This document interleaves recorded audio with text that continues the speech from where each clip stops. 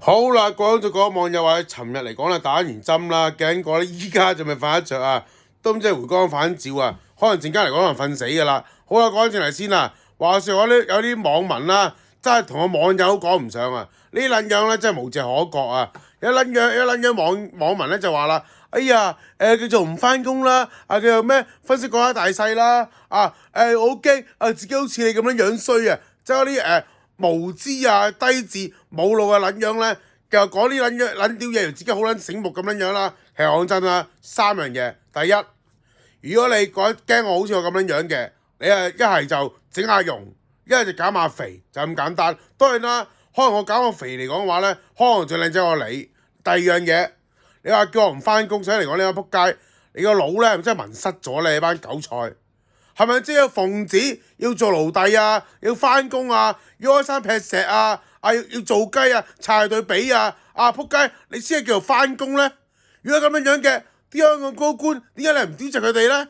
班高官係唔做嘢嘅喎，最鬥撚高人工嘅喎，你又唔屌佢哋？我屌老母啊！你班冚家產，真係班唔好咁撚蠢嘅大佬。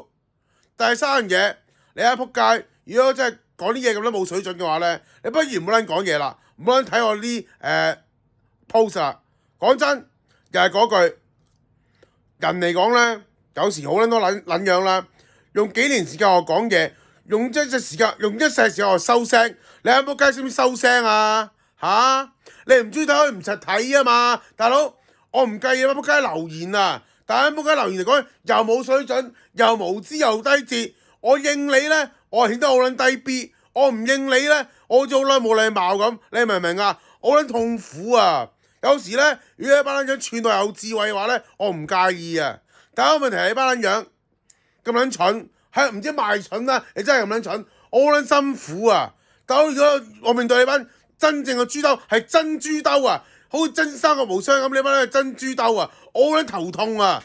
我唔知點樣應付你又好啊，唔係我搞唔掂你哋啊，係我唔知睇到玩法啊，我玩你又唔係。我真係點聲你又唔係，我好撚辛苦啊！唔知做乜撚嘢好啊？知唔知啊？你有冇計？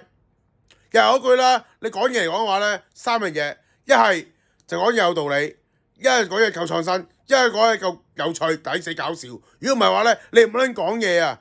唔好搞鳩我啦，好嘛？